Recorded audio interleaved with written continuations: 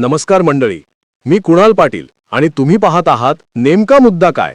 आजच्या राजकारणात एका वादळाची चाहूल लागली आहे. मोदींच्या संभाव्य निवृत्तीच्या चर्चांदरम्यान मोदीनंतर कोण या प्रश्नाचं उत्तर आता थेट नागपूरच्या रेशीम बागेतून येत असल्याचा दावा केला जातोय. पृथ्वीराज चव्हाण यांचं विधान, सपकाळांचे संकेत, संघ भाजपमधील ताळमेळातील तणाव आणि दिल्लीतील सायलेंट हालचाली या सर्वांच्या केंद्रस्थानी एकाच नावावर प्रचंड जोर, देवेंद्र फडणवीस. खरंच फडणवीस हे भारताचे पुढचे पंतप्रधान होऊ शकतात का? मोदींच्या खुर्चीकडे त्यांची वाटचाल सुरू झाली आहे का? आज आपण हे संपूर्ण राजकीय समीकरण खोलवर उलगडणार आहोत. चला तर मग नेमका मुद्दा काय पाहूया सविस्तर. देशाच्या राजकारणात सध्या एकच चर्चा जोरात रंगलीये. मी देवेंद्र गंगाधर फडणवीस भारत संघाचे पंतप्रधान म्हणून प्रभुत्व आणि अखंडता अशी निर्खुण का होई का? हे वाक्य लवकरच प्रत्यक्षात ऐकायला मिळेल का? या प्रश्नाला आता प्रचंड ऊत आलाय. महाराष्ट्राचे उपमुख्यमंत्री देवेंद्र फडणवीस लवकरच दिल्लीकडे प्रस्थान करणार. मोदी राजीनामा देणार, रिक्त पदावर फडणवीसांना बसवणार आणि महाराष्ट्रात एकनाथ शिंदे पुन्हा मुख्यमंत्रीपदी शपथ घेणार, अशा राजकीय चर्चांनी अचानक तापमान वाढवलं आहे. हे सर्व खरोखर शक्य आहे की फक्त अफवांचा धुराळा आहे, याचा शोध अनेक जण घेत आहेत. या गतिमान चर्चेचा पाया ठरला काँग्रेस नेते पृथ्वीराज चव्हाण यांचे विधान, लवकरच एक मराठी माणूस भारताचा पंतप्रधान होईल. त्यातच काँग्रेस प्रदेशाध्यक्ष हर्षवर्धन सपकाळ यांनी दिलेल्या विधानानुसार रेशीम बागेतून काही संकेत आल्याचं सांगण्यात आल्यानंतर या चर्चांना आणखी चालना मिळाली. राष्ट्रीय स्वयंसेवक संघाच्या 100 वर्षपूर्तीमुळे सप्टेंबर-ऑक्टोबरमध्ये होणाऱ्या अधिवेशनांच्या पार्श्वभूमीवर मोदींच्या संभाव्य निवृत्तीच्या चर्चांना वेग आला. मोहन भागवत यांनी मी कधीही असं म्हटलं नाही की 75 वर्षानंतर निवृत्ती बंधनकारक आहे, असं सांगून ही चर्चा सौम्य करण्याचा प्रयत्न केला. पण दुसरीकडे त्यांनी संघ भाजपाला सल्ला देतो आणि तो सल्ला मान्य करावा लागतो, ही अलिखित परंपरा असल्याचंही सांगितलं. संघ भाजप नात्यात मागील काही वर्षांपासून तणाव असल्याच्या चर्चाही अधोरेखित झाल्या. 2019 मध्ये अपेक्षेपेक्षा कमी बहुमत, 2024 मध्ये प्रचारात संघाची कमी आक्रमकता, JP नड्डा यांनी भाजप स्वावलंबी व्हावं आणि संघावर अवलंबून राहू नये असा दिलेला संकेत, या सर्व कारणांनी दोन्ही संस्थांमध्ये विचारसरणीचा विसंवाद निर्माण झाल्याचं बोललं जात आहे. भागवतांनीही विरोधाभास अस्तित्वात असल्याचं मान्य करत सत्तेत बसलेल्यांना अनेक अडथळे असतात आणि पूर्ण स्वातंत्र्य आवश्यक असतं असं म्हटलं. त्यामुळे संघ नवीन नेतृत्व घडवू शकतो का, हा प्रश्न उपस्थित झाला आहे. आणि याच ठिकाणी मोदींचे सर्वात संभाव्य उत्तराधिकारी म्हणून देवेंद्र फडणवीस यांचं नाव सर्वात पुढे येत आहे. रेशीम बागेत वाढलेले फडणवीस हे संघाच्या संस्कारांतून घडलेले, त्यांच्या वडिलांचा संघाशी असलेला दांडगा संबंध, स्वतः महापौर, आमदार, मुख्यमंत्री, उपमुख्यमंत्री या प्रवासात संघाशी नात्यात कधीही तडा न जाऊ देणारा त्यांचा स्वभाव, हे सर्व त्यांना संघाचा नैसर्गिक वारसदार बनवतं. त्यांचे हिंदुत्वावर सॉफ्ट टोन असलेले पण व्यावहारिक, सर्वसमावेशक, तडजोडी साधणारे राजकारण, दलित, OBC, मुस्लिम समाजातही असलेली पकड, विकासाभिमुख प्रतिमा, आंतरराष्ट्रीय दर्जाचे प्रकल्प महाराष्ट्रात आणण्याची सिद्ध क्षमता, दावोस दौरे, Mumbai Ahmedabad bullet train, Mumbai trans harbour link, Nagpur Goa expressway, Auric city, industrial corridors, nuclear आणि पोर्ट प्रकल्प, या सर्व गोष्टींनी त्यांचं प्रोजेक्शन हे राष्ट्रीय स्तरावरील अभ्यासू, कुशल प्रशासक म्हणून झालं आहे.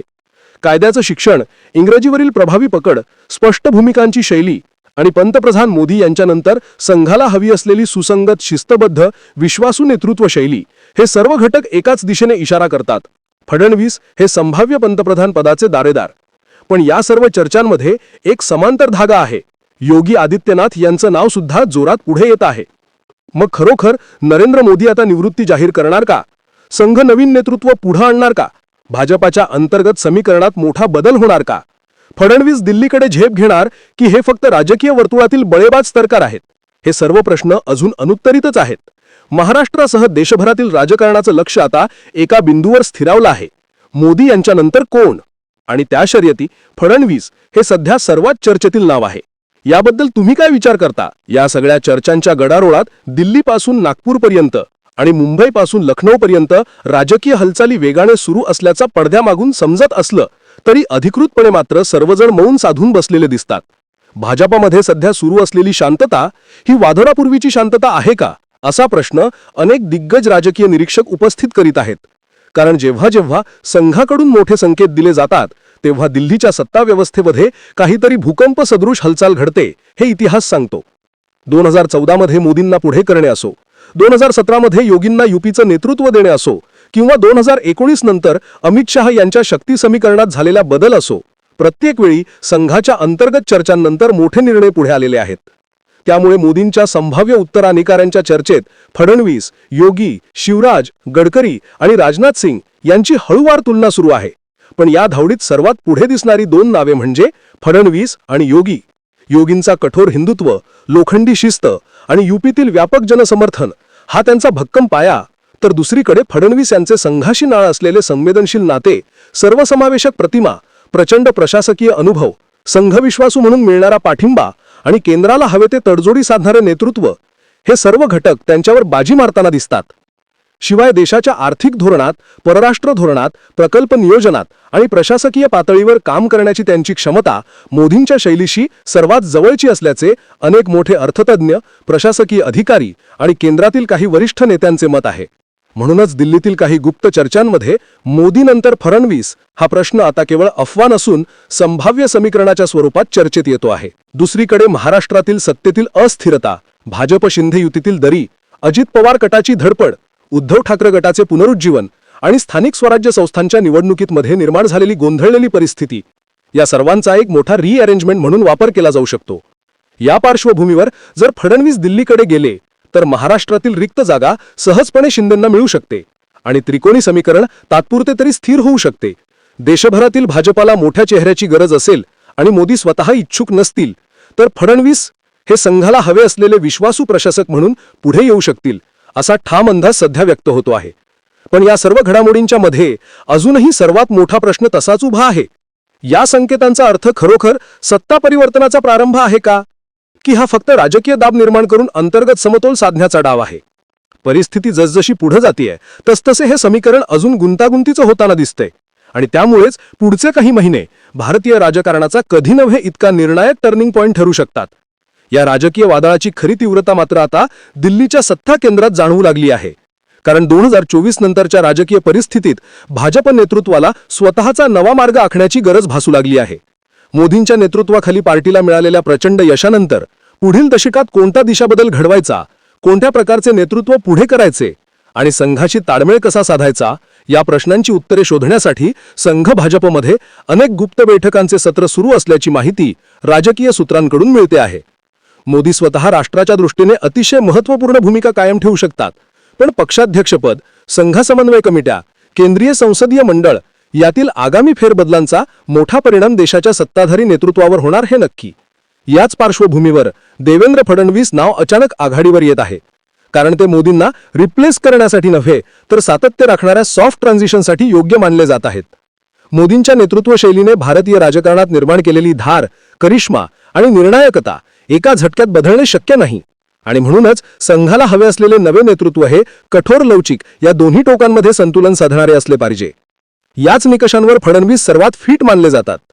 शिवाय उत्तर भारतात योगी आदित्यनाथ यांची उत्तुंग लोकप्रियता असूनही त्यांची प्रशासन शैली आणि कठोर हिंदुत्व भावना परराष्ट्र धोरण, गुंतवणूक आणि आंतरराष्ट्रीय संबंधांच्या दृष्टीने कितपत सुसंगत राहील यावर संघ आणि भाजप दोघेही आतून चिंतन करीत आहेत. दुसरीकडे गडकरींचे तांत्रिक ज्ञान, व्यापक राष्ट्रीय संपर्क आणि विनोदी पण धारदार भाष्य करण्याची शैली त्यांना नैसर्गिक दावेदार बनवू शकते. मात्र त्यांचे संघापेक्षा स्वतंत्र व्यक्तिमत्व म्हणून असलेले स्थान काही निर्णयकर्त्यांना अस्वस्थ करते. राजनाथ सिंग यांची शांत आणि संतुलित प्रतिमा आदर्श वाटत असली तरी नव्या भाजपाचा चेहरा म्हणून त्यांना प्रोजेक्ट करणे संघाला कितपत योग्य वाटेल हा अंतर्गत प्रश्न आहे. या सर्व तुलना, चर्चा, मतभेद आणि समीकरणांच्या केंद्रस्थानी फडणवीस हे एकमेव नाव आहे जे मोदींच्या मॉडेलचा विकासात्मक प्रशासकीय वारसा पुढे नेताना संघाच्या शिस्तीला धक्का न लावता पुढील दशकात भाजप आणि केंद्र सरकारला स्थिरता देऊ शकते. त्यामुळेच दिल्लीतील अनेक वरिष्ठ पत्रकार, रणनीतिकार आणि संघ भाजप निरीक्षक आता स्पष्टपणे एकच वाक्य बोलू लागले आहेत: खेळ सुरू आहे आणि फडणवीस त्या खेळाचे सर्वात महत्त्वाचे चल आहेत. पुढील काही महिन्यात ही शांत पण खोलवर पसरलेली हालचाल वास्तविक बदलात बदलते की राजकीय भ्रमणनिराश ठरते हे पाहणं खरोखरच रोमांचक ठरणार आहे. या सर्व विश्लेषणाच्या मध्यभागी एक अत्यंत रोचक राजकीय चलाखी लक्षात घ्यावी लागते. ती म्हणजे देवेंद्र फडणवीस यांनी गेल्या काही वर्षात स्वतःला जाणीवपूर्वक डेलिब्रेटिव्ह सायलेन्समध्ये ठेवले. अनेक महत्त्वाच्या मुद्द्यांवर त्यांनी संयम राखला आणि कोणतेही उग्र विधान न करता केंद्राशी, संघाशी आणि महाराष्ट्रातील तीनही प्रमुख राजकीय गटांशी आपल्या संबंधांचं सूक्ष्म संतुलन जपलं. त्यांचे चाली सुद्धा नेहमीच 2 पावलं पुढे असतात असं म्हटलं जातं. कारण महायुती सरकार स्थापन करताना केलेली मध्यरात्रीची डावपेचाची योजना, अजित पवारांना सोबत घेणं, उद्धव ठाकरे गटाला राजकीयदृष्ट्या बचावाच्या भूमिकेत ढकलणं आणि तरीही स्वतःची प्रतिमा विकासवादी नेता म्हणून अबाधित ठेवणं, ही त्यांची राजकीय शैली इतर सर्व दावेदारांपेक्षा वेगळी सिद्ध होते. शिवाय त्यांची ब्युरोक्रेसीवर असलेली मजबूत पकड, पोलीस प्रशासनातील विश्वासू अधिकाऱ्यांचा विस्तृत नेटवर्क, मोठ्या उद्योग गटांशी असलेले दीर्घकालीन संबंध आणि महाराष्ट्रातील साखर, कोळसा, बंदरे, औद्योगिक पट्टे, शहरीकरण आणि मेट्रो प्रकल्पांमध्ये त्यांनी केलेली निर्णायक सुधारणा, हे सर्व घटक दिल्लीतील सत्ता केंद्रासाठी विश्वासार्ह प्रशासक म्हणून त्यांची प्रतिमा अधिक दृढ करतात. दुसरीकडे नरेंद्र मोदींच्या परराष्ट्र धोरणात फडणवीस यांची शैली किती सुसंगत ठरेल या प्रश्नावरही गंभीर चर्चांना सुरुवात झाली आहे. आणि त्यात बहुतेक तज्ज्ञ एकमत आहेत की मोदींच्या जागतिक धोरणाला सुभगपणे पुढे नेऊ शकणाऱ्या काही मोजक्या नेत्यांमध्ये फडणवीस हे प्रमुख आहेत.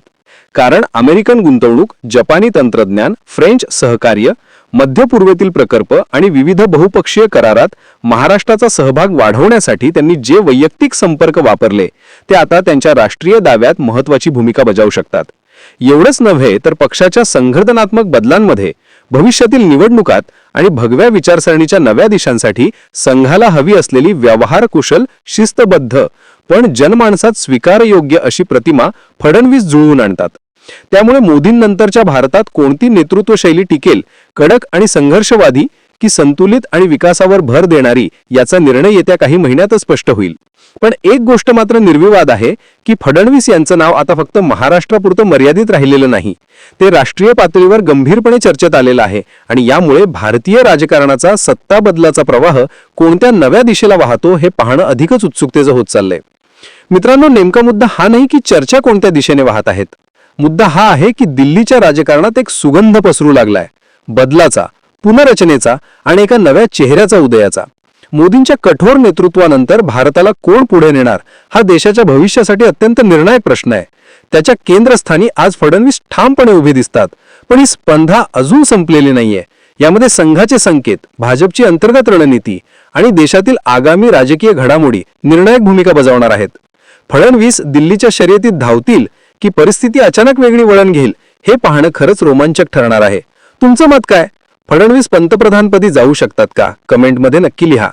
मी कुणाल पाटील आणि तुम्ही पाहत होतात नेमका मुद्दा काय. पुन्हा भेटूया नवीन विश्लेषणासह. तोपर्यंत जय महाराष्ट्र.